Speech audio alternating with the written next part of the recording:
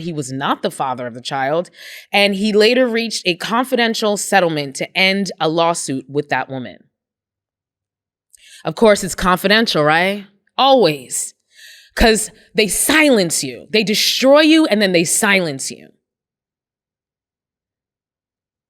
You know, I posted about this on TikTok, and a few people got in the comments and were like, you know they be tampering with DNA tests. And when you know what to do like Anthony Pellicano does and can do or has done since he's supposedly out of the business now, that ain't too far-fetched. The other thing that really got me about this documentary was the fact that Anthony Pellicano wasn't just being used by celebrities and Hollywood bigwigs, you know, to get rid of scandals and to cover things up. He was also being used in divorce cases. These rich-ass Hollywood mogul men, you know, when they've, you know, used up their wives, 20 years, you know, cheating on them, treating them like dirt, wife done built up the empire behind the scenes, you know, popped out 11 children's, took care of everything while this man went out and built his career. You know, when they get tired and they want to get, quote unquote, like they say, a new model. And then when they go for divorce, they're like, and I don't want that bitch to get shit. And you know what they do?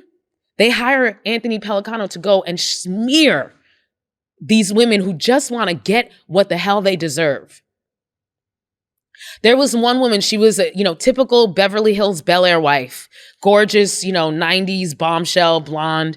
And, you know, she's telling the story now in 2020 or whenever this came out, 2021. And she talks about how she's like, one day, Anthony Pellicano, she's like, during this divorce where her husband is using him, Pellicano, to smear her. She's like, he accosts her in a parking lot, runs up on her, Anthony Pellicano, his damn self, runs up on her, gets up in her face. And she was like, and I got to give it to her. She was like, now, you know, he sees me as this Bel Air Hollywood wife, but what he doesn't know is I'm from Detroit. So this white girl from Detroit. She said, I'm from, and it's so funny because the way she's so quiet, almost her affect. She's like, you know, I'm from Detroit. She's like, my dad taught me how to, what'd she say? My dad taught me how to throw a bat or throw a ball and throw a punch.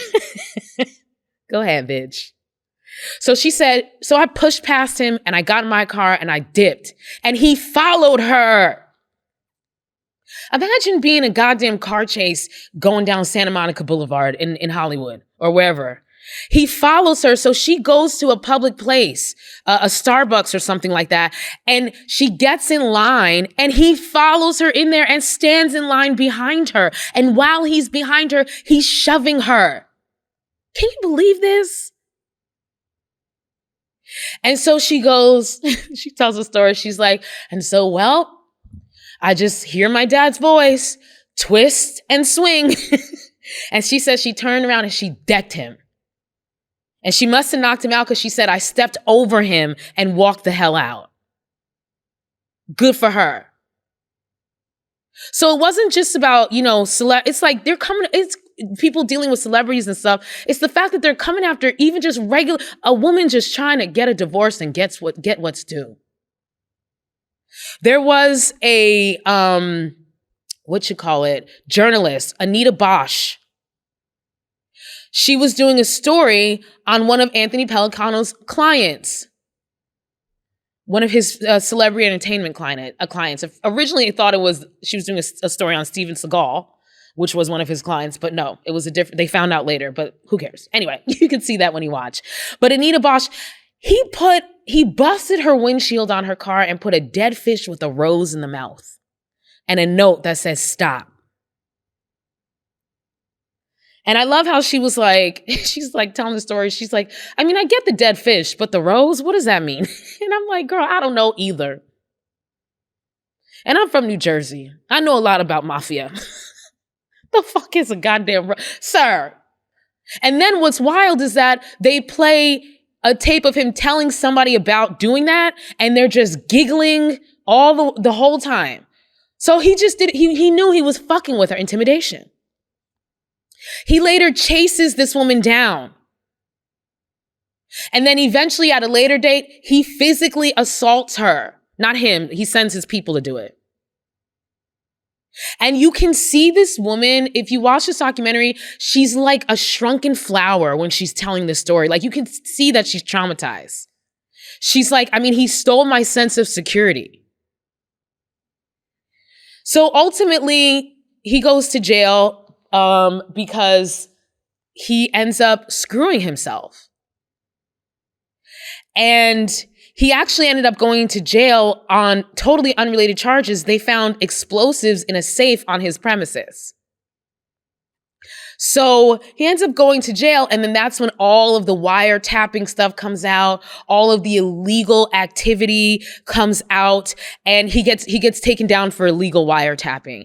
And when all the information comes out, we find out, like I said, that he had Beverly Hills PD and LAPD on his payroll, and he had motherfuckers at Pac Bell. That's the phone company in LA, on his payroll. So he was doing all this illegal wiretapping. It was a open secret, open joke in Hollywood that if you be hearing clicking on your phone, it's probably that fool wiretapping your phone.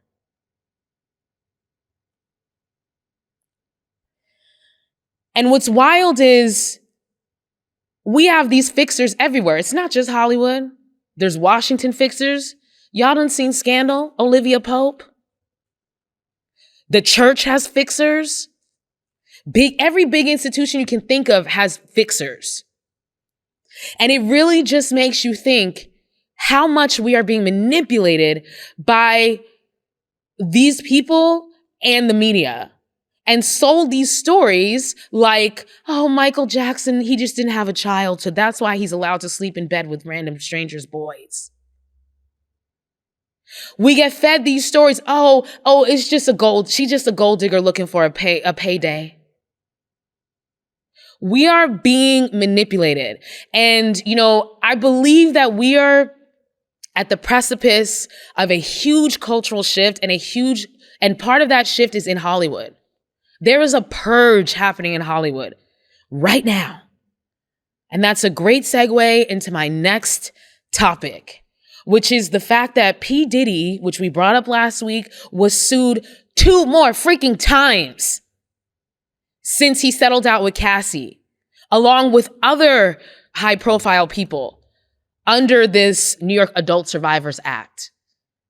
Okay? We're seeing a purge happening.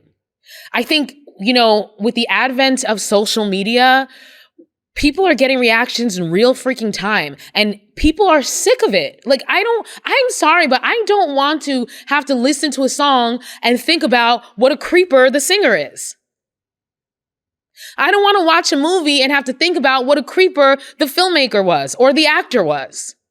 And a lot of people feel that way. And I feel like this is what we're seeing. We are at the precipice of this huge shift. And the New York Adult Survivors Act, that's part of it. Last week, we talked about the bombshell lawsuit that Cassie filed against Diddy. Well, he's been accused again, twice more. Sean Diddy Combs is being accused of sexual assault in a lawsuit filed in the Manhattan Supreme Court. The allegations came just days after Diddy settled a different lawsuit, accusing him of rape and abuse.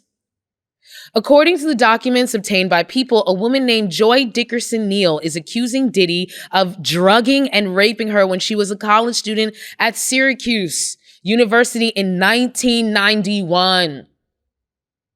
That's one of the things that I love about this New York Adult Survivors Act. Even though it's officially expired, it expired on Thanksgiving. But I love that these women are coming out from decades ago. I'm a Libra. And one thing about a Libra, we love to see the scales of justice be rebalanced. It feels good. Yeah. Seriously. And I love the fact that these women who were shut up in silence for decades are like, hello? Remember me? Yeah. Attorneys for Dickerson Neal claim she was the victim of, quote, revenge porn after the music mogul allegedly recorded the incident and shared the tape with others in the music industry. You know what's really wild about this is that this is 1991, dog. You know how hard it was to have access to a video camera and have tapes to be shown around town? This also speaks to the power imbalance here. You know, back in 1991, a video camera was buku bucks. For Diddy to be able to have access to a video camera, that already tells you that he was already, moving and shaking. Of course, he's denying the allegations. Wah, wah, wah. Fabricated story. Wah, wah, wah. So Dickerson had already heard of Diddy's alleged, quote, mistreatment of women at the time that she met him, and so she was cautious about him.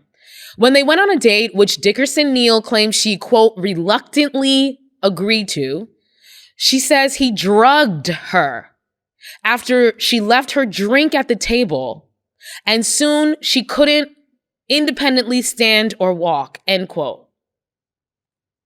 Roofies, baby. I mean, this is back in the day, 1991, they probably still had Spanish Fly on the market. That was Bill Cosby's date rape drug of choice. Dickerson Neal claims the assault led to, this is important. Quote, days later, a male friend revealed to her that he had viewed the sex tape along with other men.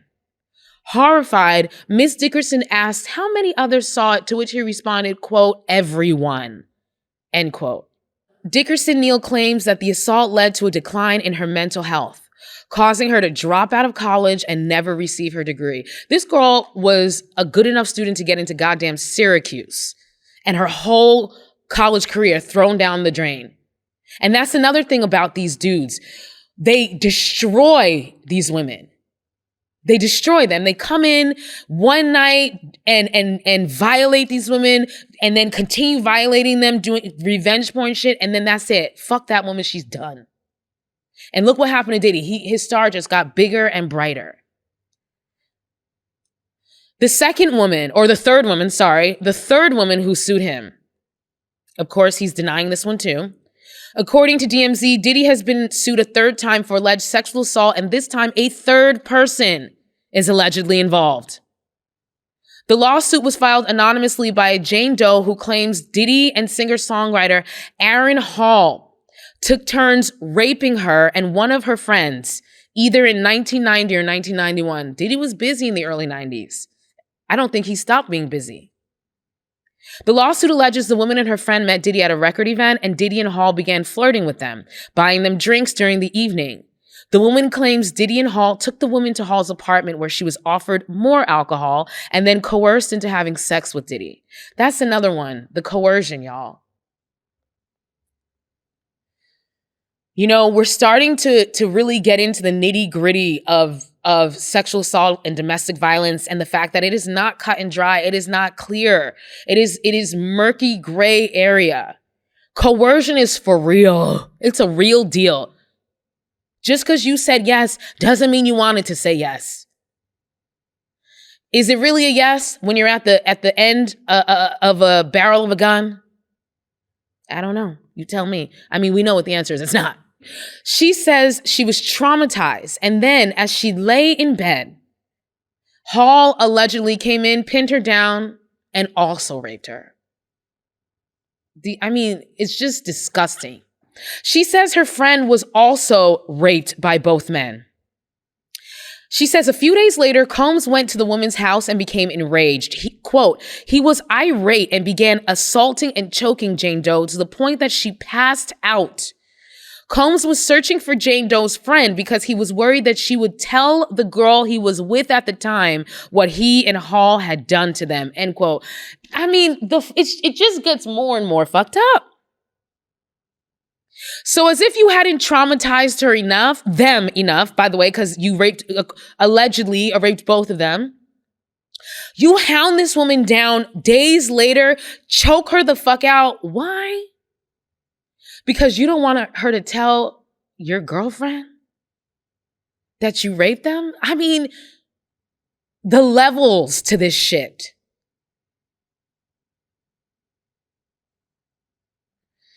Oh, Lord. I mean, like I said, Diddy's not the only one who this law has brought up some bones out of the closet for. Cuba Gooding Jr. also faces 2 new sexual assault lawsuits due to the New York Adult Survivors Law. He's being sued for alleged 2 incidents of sexual misconduct. According to Deadline, the lawsuits were filed by 2 women, Jasmine Abbey and Kelsey Harbert, who claim that Gooding acted inappropriately with them in 2 New York City establishments. Abby alleges that in September 2018, Cuba Gooding Jr. forcibly kissed her without her consent while she was working as a cocktail waitress. Oh my God. At Midtown Manhattan Club Lavo. I mean, I was a cocktail waitress. I know this life, honey. You know, anytime you're in the service industry, men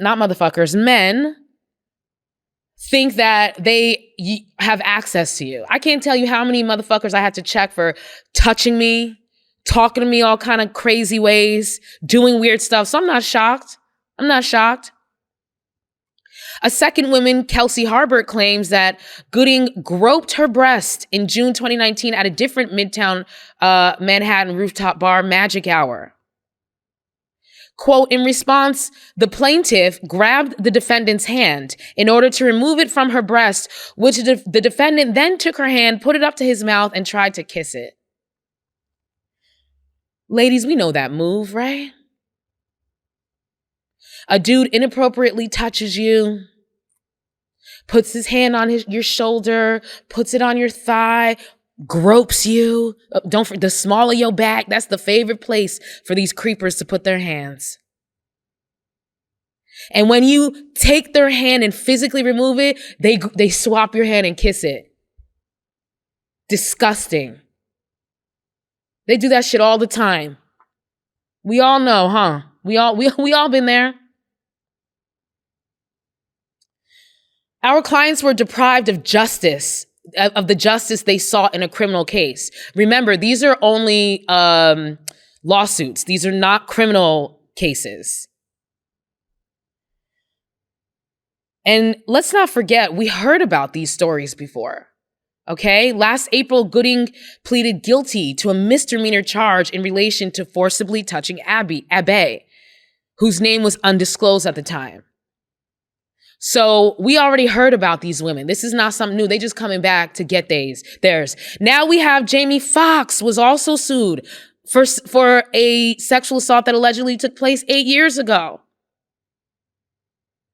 Again, all underneath this law. The woman identified as Jane Doe has accused Foxx of assaulting her at Catch, New York City rooftop.